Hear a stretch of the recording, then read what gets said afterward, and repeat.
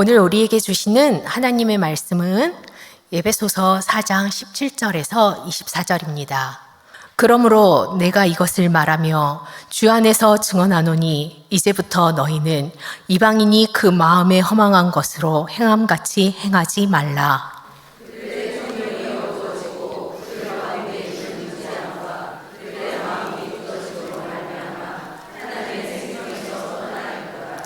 그들이 감각 없는 자가 되어 자신을 방탕에 방임하며 모든 더러운 것을 욕심으로 행하되 진리가 예수 안에 있는 것 같이 너희가 참으로 그에게서 듣고 또한 그 안에서 가르침을 받았을진대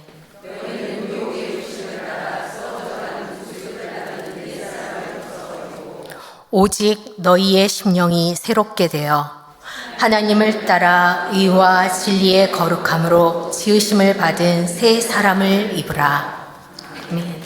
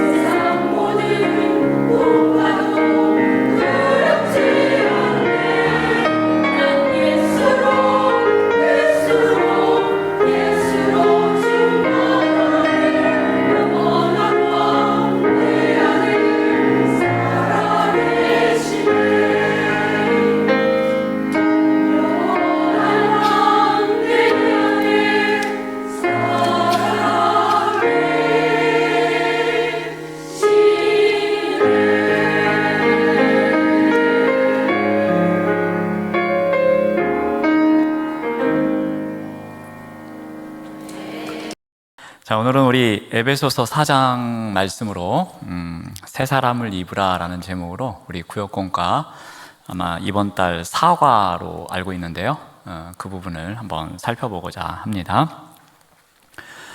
에베소의 특성에 대해서는 우리가 지금까지 많이 들어서 잘 알고 계실 겁니다. 근데 이제 에베소가 갖고 있는 여러 특징 중에 하나가 무엇이냐면은 이 위치가 갖는 특성입니다. 에베소는 항구 도시에 가깝다 보니까 아무래도 무역이 발달되고 또 다양한 문화가 모이는 곳이고, 그러다 보니 또 사람들이 많이 모입니다. 이 사람들이 많이 모이는 곳에는 선한 일이 참 많으면 좋겠는데 그렇지가 않습니다. 이 사람들이 많이 모이는 곳에 뭐가 있을까요? 이 퇴폐 문화가 따라옵니다. 타락을 유혹하는 일들이 많이 옵니다. 왜냐하면 사람이 많이 모이는 곳에는 돈이 있습니다. 그러니 그 돈을 벌기 위해서는 항상 그 돈을 쓰게 만드는 문화가 따라오게 마련입니다. 그래서 에베소, 지금 그 고대 유적지가 있는 곳을 가보시면 알겠지만 그 시대의 도시치고는 엄청나게 큰 것을 알 수 있습니다. 그만큼 많은 자본이 들어왔고 많은 사람들이 들어왔고, 그러다 보니까 다양한 문화가 생겼고, 그러다 보니까 여기저기에서 돈을 쓰게 만드는 일들이 많아지다 보니까 그 도시가 크게 또 확장될 수밖에 없었던 것입니다. 더군다나 이러한 타락 문화에 어떻게 보면은 기름을 붓는 일이 있는데, 그것은 그 당시에는 신전이었습니다. 그러니까 돈이 있고 다양한 문화가 있고, 그리고 그곳에 신전이 세워지다 보면 그 신전은 이 타락 문화에 아주 그냥 기름을 들이붓는 그런 역할을 했습니다. 에베소도 마찬가지였습니다. 그 신전에서 매춘이 일어났고요, 또 뇌물을 주는 일이 일어났고요, 온갖 부도덕한 일에 온상이 되는 곳, 그곳이 바로 이 에베소에 있는 신전이기도 했습니다. 자, 그러한 상황 가운데 살아가고 있는 사람들이 에베소 사람들이었습니다. 그게 당연한 것처럼 여기고 있었습니다. 그러니까 젊었을 때부터 그런 문화에 익숙해지다 보니까 이것이 잘못인 건지 이것이 죄인지를 몰랐습니다. 자, 그러다가 복음이 전해졌습니다. 복음이 전해지니까 어떠한 일이 생기겠습니까? 이런 건 하면 안 되는구나 라는 것을 알게 됩니다. 이런 거는 해야 되는구나 라는 것을 배우게 됩니다. 그러면 당연히 복음을 들은 그리스도인으로 살아가기 위해서 결단을 하고, 그리고 계속해서 사도 바울과 함께 성경 공부를 하는 가운데에 예수님께서는 우리에게 이렇게 살아가는 것을 원하시는구나, 우리가 예수님을 나의 새로운 주인으로 영접했으면 이제는 이전의 모습과는 달리 새로운 모습으로 살아가야겠구나 라는 결단을 합니다. 근데 그 결단이 잘 지켜지면 좋을 텐데, 그 결단이 조금 시간이 지난 다음에 내가 언제 그렇게 결단하기로 했어 하면서 이전의 모습으로 다시 돌아가는 일도 생기는 것입니다. 이것이 소위 말하는 관성의 법칙입니다. 내가 살던 삶의 습관이 있고, 그리고 그게 편하기 때문에 예수님을 믿었다 그래서, 예수로 충만해졌다 그래서 그 이전의 삶의 모습을 다 버리니까 불편한 거예요. 하지 말라는 거 안 하고 사니까 왜 이렇게 불편한지, 그리고 새로운 거 하라고 하니까 이것저것 걸리는 게 너무 많은 거예요. 그래서 어떻게 합니까? 그 이전의 모습이 좋아요. 그래서 그 이전의 모습으로 계속해서 돌아가려는 습성이 생기게 되는 겁니다. 그게 어떻게 보면은 우리도 갖고 있는 이 관성의 법칙이 아닌가 생각합니다. 관성의 법칙 중에서 대표적인 예가 무엇이냐면은 이 세상에 대한 애착입니다. 우리가 하나님을 믿고 살아가고 있습니다. 그리고 예수님의 제자로 살아가고자 이 불편한 것 감수하면서 살아가고 있는데, 그럼에도 불구하고 이 세상에 대한 애착을 내려놓지 못할 때가 많습니다. 어떤 때에는 복음이냐 세상에 대한 애착이냐 할 때에 복음을 과감하게 저버리면서 세상에 대한 애착이 우리 삶의 주인이 될 때도 있습니다. 우리가 아무리 뜨거운 신앙을 갖고 살아가고 있다고 하는데, 그 뜨거운 신앙을 10년 동안 유지했음에도 불구하고 어느 한순간 그 세상에 대한 애착 때문에 무너지는 것을 보게 됩니다. 우리 가끔가다 언론을 통해서 보지 않습니까? 신실하게 살아가고 있는 주의 종이었음에도 불구하고 어느 한순간에 세상에 대한 애착 때문에 무너져서 그 명성을 하루아침에 잃어버리는 것을 보게 되는 경우도 많이 있습니다. 그러니까 우리가 끊임없이 이 세상에 대한 애착, 그 비슷한 것들을 포함한 이 관성의 법칙 때문에 우리가 계속해서 이 그리스도인으로 살아가는 데 있어서 방해가 되는 것들이 많이 있음을 알게 됩니다. 그래서 바울은 이 에베소 교회에 보내는 편지에서 특히 이 4장 부분에 와서 너희들이 그 세상에 대한 애착을 버리고 자꾸 이전의 모습으로 돌아가려고 하는 그 모습을 내려놓고 새로운 모습, 너희들이 거듭나서 살아가고자 하는 그 모습을 지키며 살아갔으면 좋겠다라고 권면하고 있습니다. 그 부분이 오늘 우리가 읽은 본문의 내용입니다. 여기에서 바울은 두 가지를 강조합니다. 벗어버릴 것을 벗어버리고 입어야 할 것을 입어야 한다는 것입니다. 그래서 벗는 것과 입는 것에 대해서 바울은 강조를 합니다. 자, 먼저 무엇을 벗어버려야 하는가? 그것은 옛사람을 벗어버려야 한다라고 이야기를 합니다. 우리가 오늘 읽은 본문 가운데 4장 22절 말씀을 봅니다. 너희는 유혹의 욕심을 따라 썩어져가는 구습을 따르는 옛사람을 벗어버리라고 합니다. 옛사람을 벗어버리라고 합니다. 자, 그러면 옛사람이 무엇인지를 알아야 벗어버리지 않겠습니까? 바울이 에베소 교회에 보내는 편지에서 말하는 옛사람의 모습은 22절 말씀을 보면은 유혹의 욕심을 따라가는 것입니다. 그러니까 우리가 그 이전의 모습을 유지하고자, 그 관성의 법칙을 갖고자 하는 유혹의 욕심을 따라가는 것, 이것이 옛사람의 모습이라고 정의하고 있습니다. 그러므로 우리가 옛사람을 벗어버리기 위해서는 무엇을 해야 하겠습니까?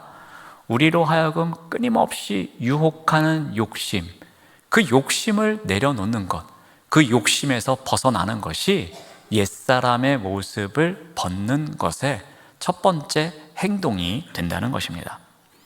그런데 이 욕심에서 벗어나는 것, 특히 이 유혹의 욕심에서 벗어나는 일이 결코 쉽지가 않습니다. 왜 그런가 하면은 욕심이 갖고 있는 특성이 있기 때문입니다. 여러분, 욕심이 갖고 있는 가장 큰 특징 가운데 하나가 무엇이냐면은 이 욕심이 우리의 주인 노릇을 한다는 것입니다. 여러분, 우리가 욕심의 종이 된다는 것입니다. 그러니까 욕심이 시키는 대로 우리가 하고 있다는 것입니다. 이것이 바로 우리가 유혹의 욕심을 따라가는 삶입니다. 우리 인생의 주인이 예수 그리스도여야 하는데 우리는 계속해서 그 옛사람의 모습을 갖고 있는 가운데에 욕심이 우리 인생의 주인 역할을 하더라는 겁니다. 욕심에 이끌려서 우리 마음속에, 우리 생각 가운데 어떤 사악한 마음을 가질 때가 있습니다. 욕심에 이끌려서 누군가에게 말을 할 때에 내 욕심이 앞서서 누군가에게 마음에 상처를 줄 때도 있습니다. 욕심에 이끌려서 하지 말아야 하는 행동인데 그 행동을 할 때가 있다는 것입니다. 이것이 바로 욕심이 우리의 주인 노릇을 할 때 생기는 일입니다. 그런데 이 욕심은 우리의 주인인데 주인이 아닌 것처럼 교묘하게 속입니다. 우리는 예수 그리스도가 우리 인생의 주인인지 알고 살아가고 있었어요. 그런데 어느 순간 내가 하는 말, 내 마음속에 갖고 있는 생각, 그리고 내가 하는 행동을 보니까 이거는 예수 그리스도가 주인이 된 삶이 아니라 욕심이 우리 삶의 중심에 놓여 있다는 것을 발견할 때가 있습니다. 그런데 그 욕심이 우리 삶의 중심에 있는지를 우리가 잘 몰라요. 아주 교묘하게 속이고 있어서 이게 누가 주인인지 모를 때가 많이 있다는 것입니다. 이 욕심이 좀 이렇게 도깨비처럼 뿔이 나 있고 이 구미호처럼 꼬리가 있으면 우리가 쉽게 알 텐데 전혀 그렇지가 않습니다. 경계선상에서 애매하게 우리를 헷갈리게 하는 특성을 갖는 게 바로 욕심입니다. 그래서 우리가 유익한 일이 아님에도 불구하고 이거는 유익한 일이야, 내가 꼭 해야 되는 일이야 하면서 우리를 부추기기도 한다는 겁니다. 그게 바로 욕심입니다. 여러분, 창세기에 나와 있는 아담과 하와의 이야기를 보면 이 욕심이 주인 노릇을 할 때에 어떠한 결과가 오는지를 우리가 알 수 있습니다. 이 유혹의 욕심이 들어오는데 뱀이라는 사탄을 통해서 들어오게 되죠. 그 뱀이 어떻게 합니까? 계속해서 옆에서 유혹합니다. 하와에게 유혹합니다. 아담에게 유혹합니다. 그들의 눈으로 보는 가운데에 이 유혹이 들어오니까 이 하나님의 명령에 대해서 망각하기 시작합니다. 이 유혹의 욕심을 따라가다 보니까 이 열매가 보암직도 하고 먹음직도 하고 지혜롭게 하기에 탐스러울 정도로 완벽한 열매였습니다. 지금까지는 눈에 보이지도 않았어요. 지금까지는 탐스럽게 여겨지지도 않았습니다. 그런데 유혹의 욕심이 내 인생의 주인이 되는 순간에 이것이 그렇게 좋아 보이기 시작했다는 겁니다. 그랬더니 하나님과 같이 된다고 합니다. 절대로 이 열매를 먹어도 죽지 않는다고 유혹합니다. 그렇게 바라보는 가운데에 손을 뻗습니다. 그리고 아무 일도 없었던 것처럼 그 열매를 따먹습니다. 욕심은 바로 이와 같이 우리로 하여금 아무 일도 아닌 것처럼 유혹하게 만듭니다. 그러므로 우리가 옛사람의 모습을 벗어버리기 위해서 우리가 훈련해야 될 가장 중요한 것, 그 시작점이 무엇이냐면은 이와 같이 조용히 교묘하게 우리에게 들어오는 이 유혹의 욕심으로부터 벗어나는 훈련을 우리가 해야 할 것입니다. 그것이 바로 오늘 말씀에 나오는 옛사람의 모습을 벗어버리는 것의 정의입니다. 자, 두 번째로 해야 될 것은 무엇이냐면은 이제 옛사람의 모습을 벗었으니까 새 사람의 모습을 입는 것이 필요합니다. 새 사람이 되기 위해서는, 새 사람의 모습을 입기 위해서는 필요한 것이 있는데 4장 23절에서는 이렇게 이야기합니다. 오직 너희의 심령이 새롭게 되어야 한다고 말씀합니다. 심령이 새롭게 되기 위해서는 이것은 성령님의 인도하심이 필요합니다.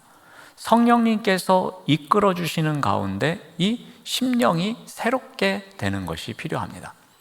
우리 에스겔서에 보면은 이 이야기가 나옵니다. 너희들의 굳은 마음이 있고 강팍한 마음이 있고 악으로 가득 찬 마음이 있는데 이 마음을 부드럽게 해주고 이 마음을 새롭게 해주는 영이 있다라고 이야기를 합니다.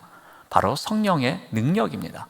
성령님께서 하시는 역할 가운데 하나가 우리의 강팍해진 마음, 그래서 욕심으로 가득 채우고자 하는 마음, 하나님을 밀어내고자 하는 마음, 그 마음을 새롭게 변화시켜서 우리로 하여금 마음을 부드럽게 만들어 주신다는 겁니다. 그러므로 에베소서 4장 23절에 나오는 오직 너희의 심령이 새롭게 된다는 것, 이것은 바로 성령님의 능력에 힘입어서 가능함을 우리에게 알려주고 있습니다.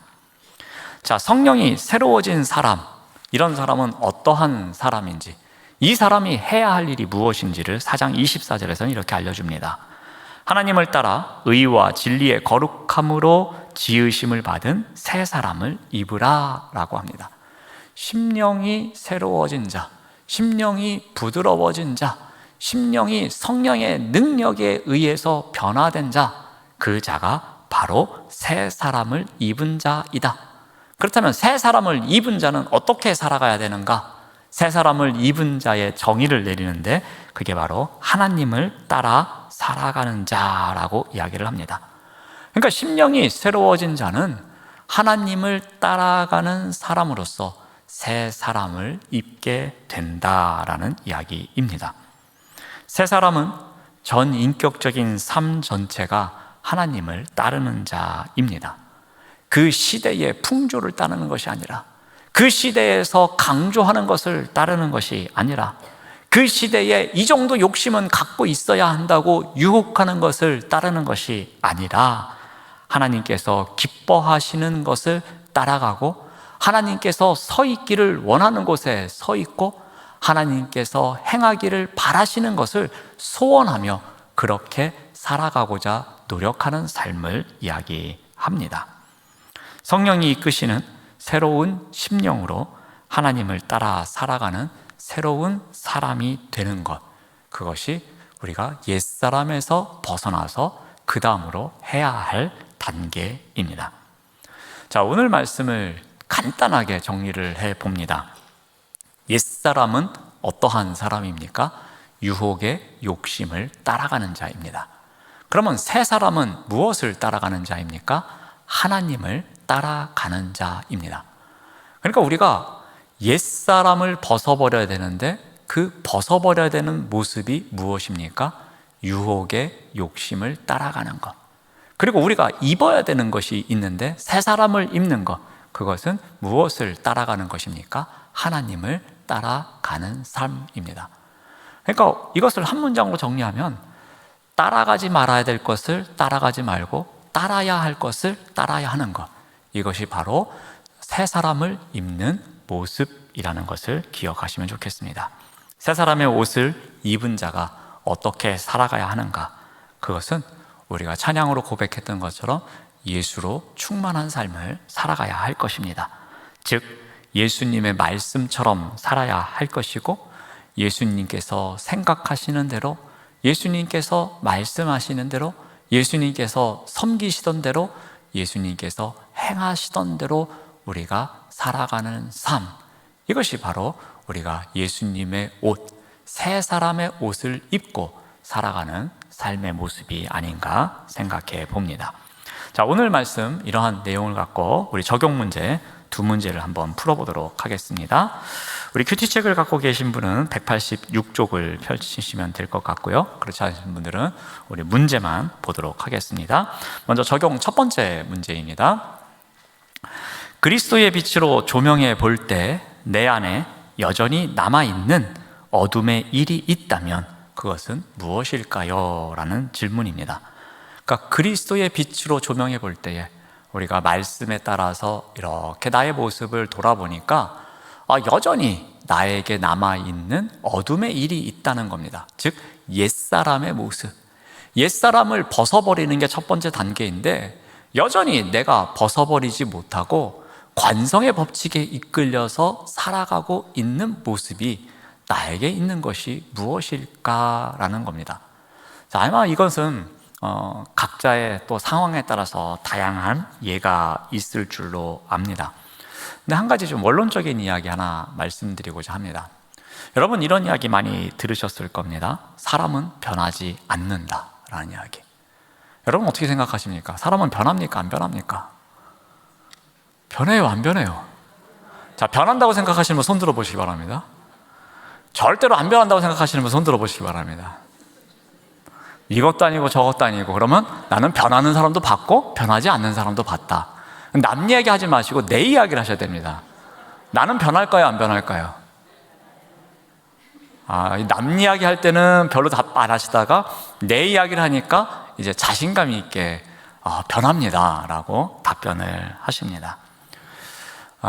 이 명제에 대해서, 이 문장에 대해서 옳다 그르다라고 자신 있게 이야기하는 사람은 별로 없습니다. 자, 그런데 몇 가지 한번 이야기를 드리겠습니다.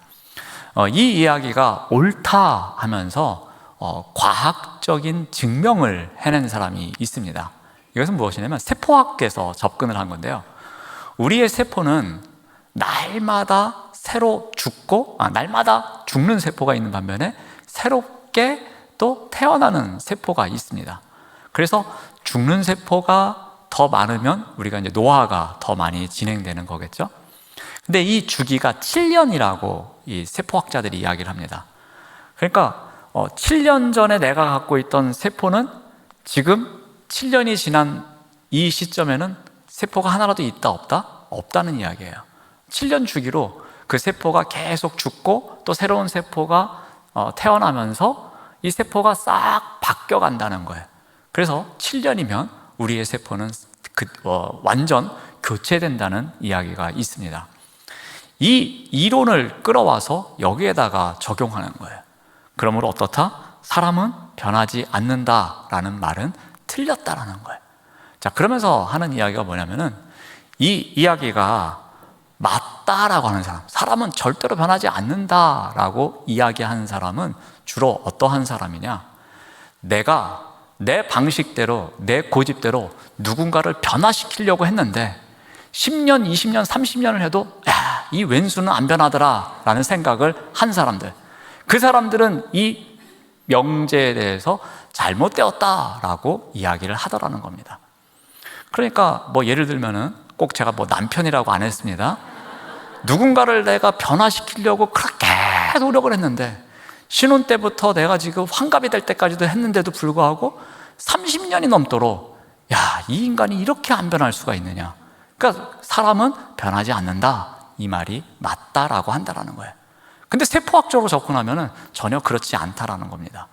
그리고 우리 기독교에서도 사람은 변한다라는 것에 더 방점을 찍습니다. 그래서 우리가 변화와 도전이라는 명제를 갖고 살아갑니다. 내가 변화를 추구하기 위해서 도전하는 삶을 살아가는 자, 그러한 자가 그리스도인이다라고 이야기를 합니다. 그래서 우리가 끊임없이 이 변화와 도전이라는 단어를 생각하면서 살아가야 한다라는 것입니다. 사람은 변한다. 그러므로 내가 옛사람의 모습을 벗어버리기 위한 노력, 이 노력을 계속해서 해야지 우리가 스스로 에휴, 내가 뭘 변하겠어? 사람은 안 변해 라고 결론을 내리고 옛사람의 모습을 벗어 던지기 위해서 노력하면 될까요? 안 될까요? 안 된다는 겁니다. 그러니까 우리가 갖고 있는 인식 자체가 내가 주변에 있는 누군가를 보니까 야, 이 사람 절대로 변화가 안 되더라. 그러므로 사람은 변하지 않는 거야. 그러므로 옛사람의 모습은 우리가 벗어버릴 수가 없어 라고 결론 내고 시작하면 이 변화와 도전에 대해서 우리가 아무것도 할 수 없다는 것입니다. 그러므로 그리스도의 빛으로 조명해 볼 때 내 안에 여전히 남아있는 어둠의 일이 있다면, 내가 아직도 벗어버리지 못한 옛사람의 모습이 있다면 이 또한 내가 벗어버릴 수 있다는 생각을 갖고서 그 부분에 대해서 내가 변화와 도전을 계속 추구해 나가야 된다는 것입니다. 그 이야기, 원론적인 이야기만 한 가지 정도 말씀을 드리고자 합니다. 제가 제 이야기 할 줄 알았죠? 이건 안 합니다. 자, 이제 두 번째 적용 문제로 가보겠습니다. 네. 심령이 새롭게 되어 하나님 형상을 닮아가기 위해 내가 꾸준히 실천해야 하는 것이 있다면 무엇일까요? 라는 겁니다. 그러니까 우리 첫 번째 적용 문제는 내가 버려야 할 옛사람의 모습이 무엇일까요? 라는 질문이고요. 두 번째는 뭘까요? 내가 새 사람을 입기 위해서, 그 새 사람의 옷을 입기 위해서는 내가 무엇을 실천해야 할까요? 라는 질문으로 생각하시면 되겠습니다. 처음에도 말씀드렸지만 우리가 관성의 법칙이 있다고 그랬습니다. 그래서 우리로 하여금 끊임없이 그 옛 모습의 자리에 머물도록 유혹하는 것이 있다고 했습니다. 그런데 이 유혹에는, 이 유혹하는 욕심에는 크게 두 가지가 있다고 볼 수 있습니다. 외적인 것이 있고요, 내적인 것이 있습니다. 외적인 것을 채우기 위해서 끊임없이 유혹하는 욕심이 있고요, 내적인 것을 채우기 위해서 끊임없이 유혹하는 욕심이 있습니다. 그래서 이 두 가지가 우리를 끊임없이 잡아당기고 있습니다. 자, 그래서 우리가 하나님의 형상을 닮아가기 위해서는 우리가 이 두 가지 유혹으로부터 벗어나기 위해서 우리가 계속해서 노력을 해야 한다는 것입니다.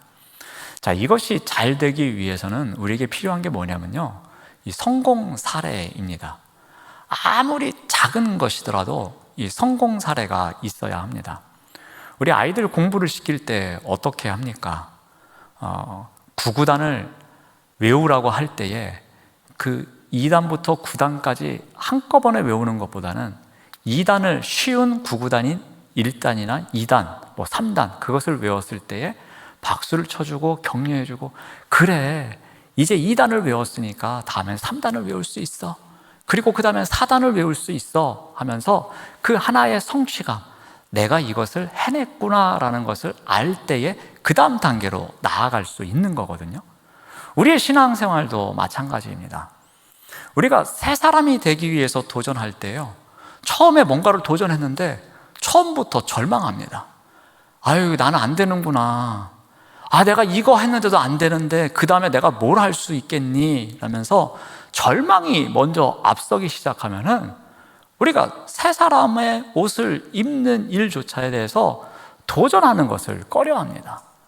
그러므로 나름대로 그 삶의 자리에서 내가 새 사람을 입기 위해서 도전할 때에 뭔가 적어도 하나라도 성공 사례가 있어야 합니다. 아무리 옛날 이야기더라도 성공 사례가 그래도 한두 가지라도 있어야지만 우리가 다시 도전할 수 있고 다시 도전할 수 있는 겁니다. 그러니까 성공 사례가 없으면 내가 뭘 할 수 있겠어 라면서 스스로 자멸하는 길로 가는 경우가 많이 있습니다. 내가 이것을 했구나, 나도 이게 되는구나, 야, 나도 기도하니까 응답을 해 주시네, 나는 다른 사람만 기도 응답 받는 줄 알았지 나한테는 기도 응답 절대로 안 해주는 줄 알았는데 나도 기도 응답 받는 날이 있구나. 그렇게 성공 사례가 있어야지만 그 다음에 또 기도할 수 있고 기도할 수 있는 겁니다. 우리가 창세기를 통독해 봐야지 그 다음에 마태복음도 통독할 수 있는 자신감이 생기는 거죠. 늘 창세기 1장에 머물러 있으면 그 다음 거는 읽어보려고 엄두도 나지 않습니다. 어떻게 해서든지 작은 신앙의 습관에서부터 작은 것 하나라도 우리가 성공하는 사례를 만들어가는 훈련을 하셔야 됩니다.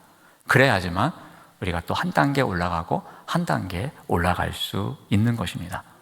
내가 꾸준히 실천해야 하는 것, 내가 새 사람을 입기 위해서 꾸준히 실천해야 하는 것, 그것을 위해서는 내가 성공 사례를 작은 것 하나라도 만든 가운데에 또 그 다음을 위해서 나아가는 것이 필요하지 않을까, 그렇게 생각을 해 봅니다. 그런 가운데 우리를 끊임없이 관성의 법칙에 의해서 그 옛사람의 모습에 머무르게 하는 곳으로부터 조금씩 벗어나는 가운데 새 사람의 모습을 힘있고 살아가지 않을까 생각해 봅니다. 자, 오늘 여기까지 하면은 아마 우리 오늘 본문에서 다루고자 하는 내용을 어느 정도 이야기한 것 같습니다. 우리 크게 오늘 두 가지 정리를 했습니다. 옛사람의 모습이 무엇인지, 그리고 새 사람의 모습이 무엇인지. 옛사람은 유혹의 욕심을 따라가는 자, 새 사람은 하나님을 따라가는 자입니다. 우리가 그리스도인으로서 어디에 머물러야 하는지, 그리고 어디에서 있어야 하는지, 그리고 그곳에서는 우리가 무엇을 해야 하는지를 오늘 말씀과 적용 문제를 통해서 우리가 한번 살펴보았습니다. 네, 기도하겠습니다. 하나님 감사합니다. 유혹의 욕심을 따라가는 옛사람의 모습을 벗어버리고 하나님을 따라가는 새 사람의 옷을 입고 살아갈 수 있도록 인도하여 주시옵소서.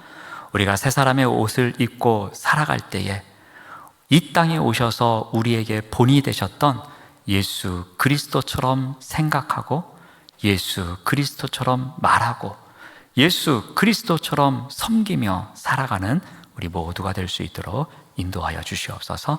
예수님의 이름으로 기도드립니다. 아멘.